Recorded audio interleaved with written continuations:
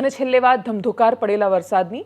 હજુ ખૂબ વધારે વરસાદની આગાહી છે. ઉત્તર ગુજરાત સૌથી વધારે આ વખતે ભોગ બની રહ્યું છે. શરૂઆતના દિવસોમાં જે તસવીરો સામે આવી, વડગામમાં સૌથી વધારે વરસાદ પડ્યો, દાંતામાં પણ ખાસો વરસાદ પડ્યો. આખા ઉત્તર ગુજરાતમાં ઓલ ઓવર વધારે વરસાદ છે. શાળા બંધ રાખવાની જાહેરાત કરી દેવામાં આવી હતી. ત્યાંથી તસવીરો જે સામે આવી એ મેઘ તાંડવની તસવીરો છે. ચારેય બાજુ જળબંબાકાર થયું હોય એવી પણ તસવીરો સામે આવી છે. એ સિવાય આગાહી શું કહી રહી છે, બંને પર કરીએ નજર.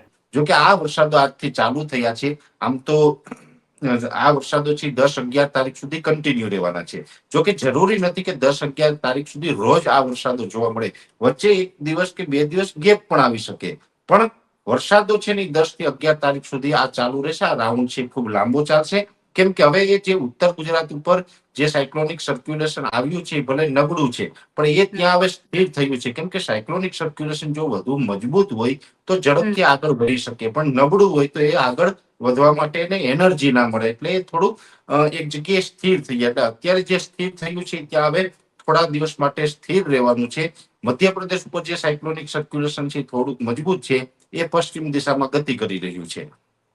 મધ્યપ્રદેશ વાળું સાયક્લોનિક સર્ક્યુલેશન ગુજરાત ઉપર આવશે એટલે અત્યારે ઓલરેડી એક સર્ક્યુલેશન છે, એટલે આ બંને સાયક્લોનિક સર્ક્યુલેશન છે મર્જ થઈ જશે, એટલે ડબલ તાકાત બનશે. એટલે ગુજરાત ઉપર આવીને થોડુંક વધારે મજબૂત બની જશે, કેમ કે બંને મર્જ થઈ રહ્યા છે અને બંનેની અંદર ભેજ છે, તો સ્વાભાવિક રીતે ભેજનું પ્રમાણ વધી જવાનું. પાણીનો જથ્થો પણ બંને જગ્યાએ છે, એટલે વરસાદો છે એ લાંબો સમય સુધી તીવ્રતા સાથે પડશે. એટલે આપણે ગઈકાલે જે જણાવ્યું હતું એ મુજબ 5 થી લઈને 7 ઇંચ સુધીના વરસાદો એવરેજ ઓલ ઓવર ગુજરાતની અંદર જોવા મળશે. જોકે એમાં સીમિત વિસ્તારો એવા પણ હશે કે જેમાં 7 ઇંચ કરતા વધારે વરસાદ નોંધાય. જોકે 7 ઇંચ કરતા વધારે વરસાદ નોંધાય એવા માત્ર કદાચ 1 કે 2 જિલ્લા નોંધાશે. બાકી વધારે પડતા મોટા ભાગમાં તો 5 થી 7 ઇંચ સુધીના વરસાદોની શક્યતાઓ છે, જેમાં સૌરાષ્ટ્રના પણ તમામ જિલ્લાઓ આવરી લેશે.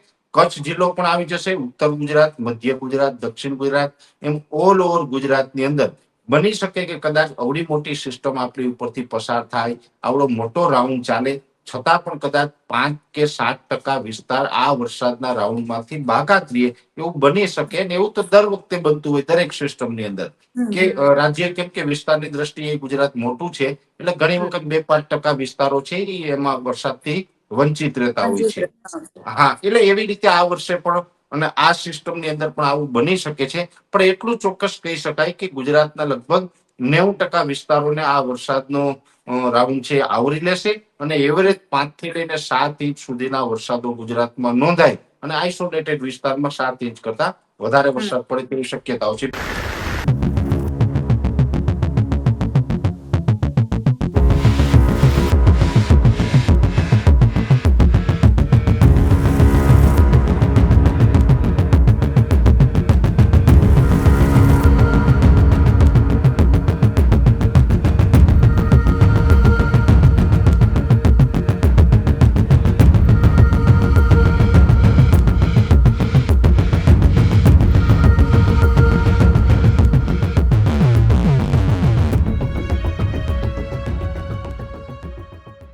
એનાલિસિસમાં અત્યારે બસ આટલું. જો આપ અમને યુટ્યુબ પર જોઈ રહ્યા છો તો સબસ્ક્રાઇબ કરો, ફેસબુક પર જોઈ રહ્યા છો તો ફોલો કરો, વિડીયોને શેર કરો. નમસ્કાર.